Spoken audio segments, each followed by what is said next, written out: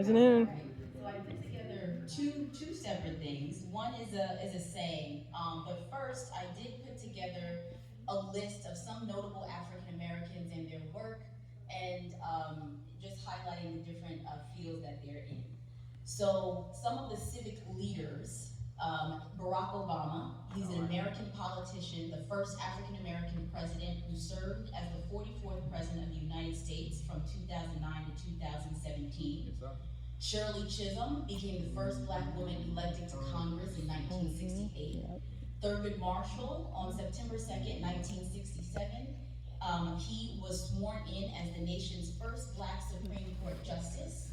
Blanche Kelso Bruce became the first Black man to serve a complete term in the U.S. Senate in 1875.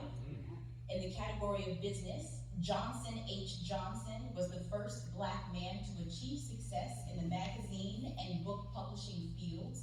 In 1942, he began publishing Negro Digest, and 3 years later, he launched Ebony. Maggie Lena Walker opened the St. Luke Penny Savings Bank in 1903, becoming the first Black woman to open a chartered bank in the United States. All right. Cirillo McSween made history in 1957 when he became the first Black sales agent hired by a major insurance company.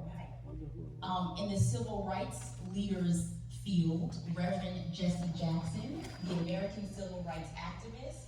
Reverend Jesse Jackson launched a presidential campaign in 1984 and a second presidential bid in 1988. Reverend Jesse Jackson was a protege of Dr. Martin Luther King Jr. and James Bevel, and became one of the most prominent civil rights leaders of the late 20th and 21st century. W.E.B. Du Bois was a founding member of the National Association for the Advancement of Colored People, formerly known as the NAACP, and a noted scholar, editor, and activist dedicated to fighting racism and discrimination. Frederick Douglass, born into slavery, Douglass spent his life advocating for justice and equality for all people. Douglass used the power of spoken and written language to fight slavery. In the field of medicine, there's William Warwick Cardoza, a noted physician and pediatrician who became a pioneering researcher in sickle cell anemia. Rebecca J. Cole became the second Black woman to receive an MD degree in the United States. And Charles R. Drew, who revolutionized medicine when he created a system for the safe transfusion of blood plasma.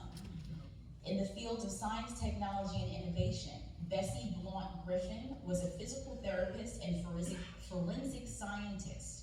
During her work with wounded soldiers during World War II, Blount Griffin devised an apparatus to help amputees feed themselves. George Washington Carver, renowned in his research into alternative crops to cotton, which would enable poor Southern farmers to earn a better living and help replenish nutrients in the soil. Marie M. Daly earned the first PhD in chemistry awarded to a Black woman in the United States. In 1955, she began working closely with Dr. Quentin B. Deming on the causes of heart attacks. Their research examining the biochemistry of cholesterol and heart health linked the relationship between high cholesterol and clogged arteries. And lastly, education. In the field of education, Mary McLeod Bethune, she opened the Daytona Literacy and Industrial Training School for Negro girls in 1904. Carter G. Woodson founded the Association for the Study of Negro Life and History in 1915. Sophia B. Packard and Harriet E. Gills established the Atlanta Baptist Female Seminary in 1881 with 11 Black students. Jean Blackwell Houston was curator of the Schomburg Center for Research and Black Culture from 1948 to 1972, and Charles Surgeon Johnson, the first Black president of Frisk University, was recognized for his scholarship in sociology prior to assuming his leadership position at the university in 1946. And again, I just wanted to say this just to highlight some of the many African Americans who have paved the way. Amen.